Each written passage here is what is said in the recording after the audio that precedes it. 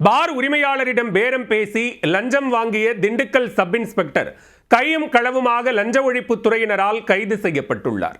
கைது செய்யும் போது அச்சத்தில் கண்ணாடி கிளாஸை உடைத்து கையை கிழித்து தற்கொலைக்கு முயன்ற காவலருக்கு என்ன ஆனது? பார் உரிமையாளரிடம் லஞ்சம் வாங்கிய சப் இன்ஸ்பெக்டர் ரசாயனம் தடவிய பணத்தை கொடுத்து கையும் களவுமாக தூக்கிய லஞ்ச ஒழிப்புத்துறை. கைதுக்கு பயந்து கண்ணாடி கிளாஸை உடைத்து கையை கிழித்து தற்கொலைக்கு முயன்ற காவலர். நடந்தது என்ன? திண்டுக்கல் அருகே பழனி பைபாஸ் பகுதியில் தனியார் பார் நடத்தி வருபவர் சுகுமார். இவரிடம் திண்டுக்கல் தாலுகா காவல் நிலையத்தில் சப் இன்ஸ்பெக்டராக பணியாற்றும் கலையரசன் தனக்கு மாதம் 10,000 ரூபாய் லஞ்சம் கொடுக்க வேண்டும் என பேரம் பேசியுள்ளார்.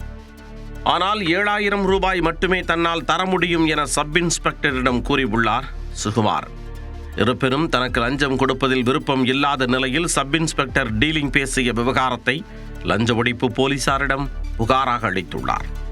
இந்த நிலையில் சம்பவத்தன்று பேக்கரி கடையில் வைத்து பணம் கொடுக்க நேரம் பேசி சுகுமார் அங்கு சென்றுள்ளார். சப் இன்ஸ்பெக்டர் கலையரசனும் அங்கு வந்துள்ளார். அப்பொழுது ஏற்கனவே திட்டமிட்டபடி லஞ்ச ஒழிப்புத்துறையினர் கொடுத்த மைதடவிய ரூபாய் நோட்டுக்களை எடுத்து சுகுமார் கொடுத்துள்ளார்.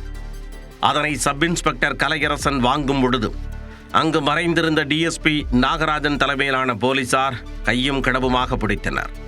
இதனால் அதிர்ச்சியடைந்த சப் இன்ஸ்பெக்டர் கலையரசன் பேக்கரி கடையில் இருந்த டீ கிளாஸை உடைத்து கையில் கிழித்து தற்கொலைக்கு முயன்றுள்ளார். அதனை தடுக்க முயன்ற டிஎஸ்பிக்கு காயம் ஏற்பட்டது.